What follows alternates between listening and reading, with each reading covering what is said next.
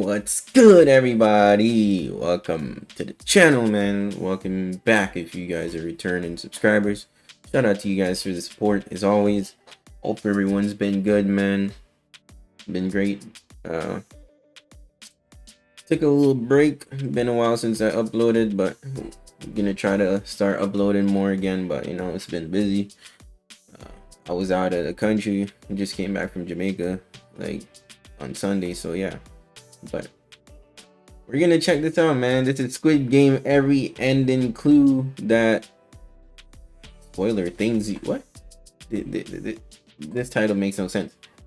Or they got a typo in here. Clue that you missed in hidden details. Of course, I watched the entire Squid Game already, so this is not spoiling anything for me. If you guys haven't watched it, go watch it. It's dope. And I didn't watch it in English either.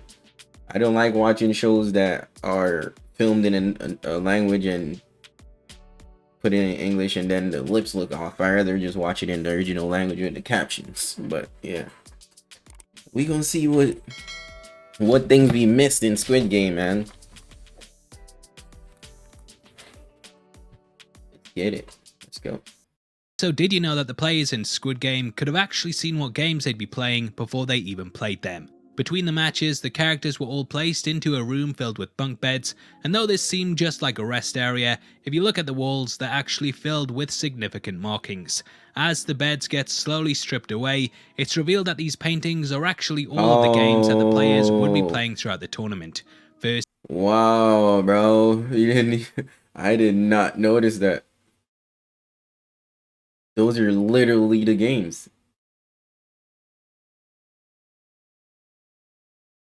There goes the red light, green light one. This is that one where they had to carve out the thing in the sugar thing. The tug of war. The marbles. Jumping across like the glass thing. And of course, I think this was the last one. That's crazy. This is red light, green light. There's also the honeycomb game, tug of war, the glass hopping one, the three at the table, and lastly the titular Squid Game. The series itself is filled with clues to the eventual reveals, and this is also the case with the player who's behind the entire thing.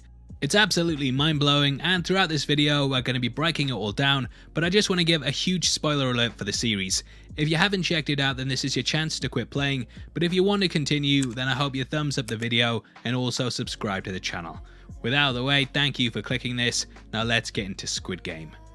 Okay, so at the end of Squid Game, we learn that it was Il-nam all along. The final episode reveals that he invented the games as a form of entertainment for him and his rich buddies who had become bored with life. We learn that he had actually got involved in the one that we see in the show because he was dying and wanted a final bit of fun in his life before it was too late. The ending was absolutely incredible, and the scene had Ji-hun saying goodbye to the character as he lay on his deathbed. This last meeting actually reflected their first one, in which he too encountered the character as he sat in a bed. It was a pretty big twist that pulled the rug out from under your feet, but eagle-eyed viewers might have spotted early on that there were several clues pointing towards his true identity.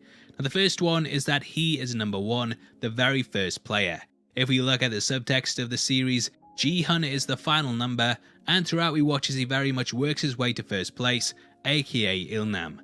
In the final episode, he's left as number one. He inherits a large portion of the character's fortune and comes face to face with him in one of the final scenes. One is symbolic on a number of levels, and because it's the first place, it also hints to us that Il-nam is number one and that he's the one controlling everything. In episode 5, Hwang Jun-ho sneaks through the compound, and he eventually finds a storage room with files on all of the games that have happened over the decades. Upon opening the 2021, the first player there is actually number 2, and Il-nam's profile is completely missing. There is no file for number 1 because he doesn't need or want to keep a record for himself. The other players in the game also somewhat hint towards us that something is off with Il-nam, and though it's not too obvious, when you really think about it, he wouldn't be someone that would be selected for the process. At JM Lexus, we're all about exceeding guest expectations, and it starts by eliminating the typical. Everyone else in the Squid Game is roughly the same age, whereas he's extremely elderly.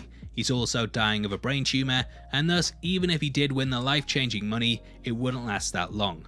Though he gives his reasons as to why he wants it, from what we know about the games and the players that have been selected in the past, they're all roughly between 20 and 40, and he's a complete outlier in all of this. That's crazy because I didn't even think of that. So I was surprised that when I saw at the end that it was him, because I thought he died. But there are also major giveaways too. Throughout the series we watched as he said they were all things that he'd played as a child, and in retrospect it becomes blatantly obvious that he selected them himself because they're what he knows. On repeat viewings, it's clear that each of them are something that's why he knew the tug of war thing that he not only played as a kid, but they're also things that he's very, very good at. Now the first thing they play is red light, green light.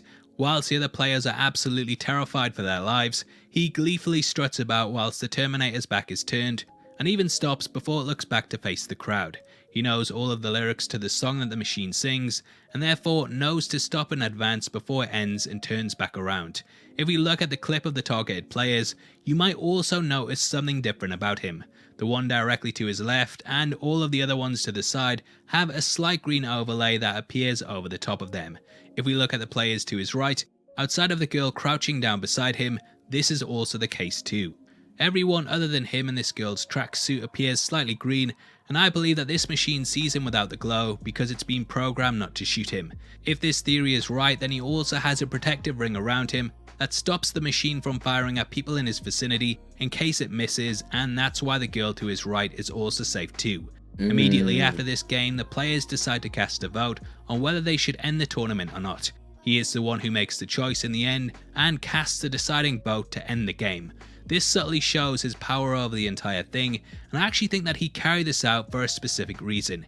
He wanted to give the players a chance to walk away from it all knowing the stakes, and if they came back then that would ease his conscience slightly as the choice was theirs. Now cut to the honeycomb game, and Ilnam ends up choosing the star.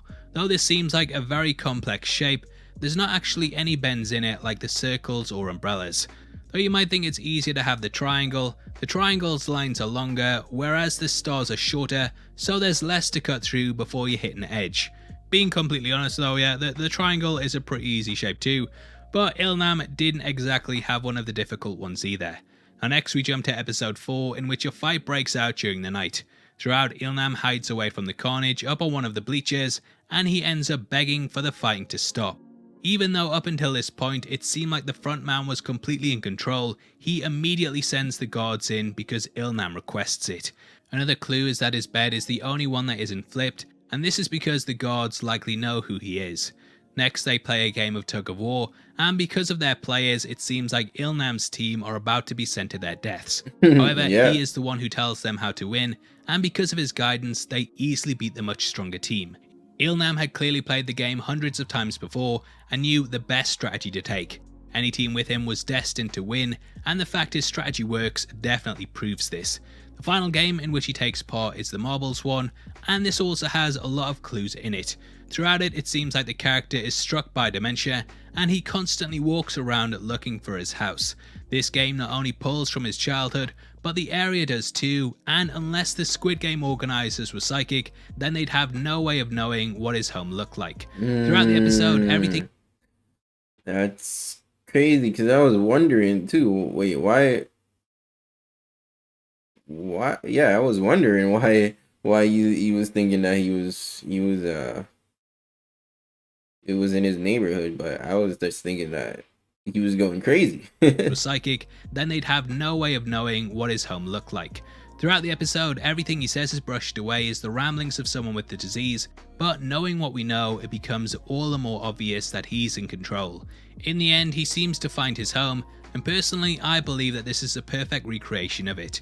He's giving the game away because throughout the entire season, he's letting us know that all of the challenges and environments are based on things from his life. He lets Ji-hun win, and the character is then seemingly killed off camera, but we know that isn't the case.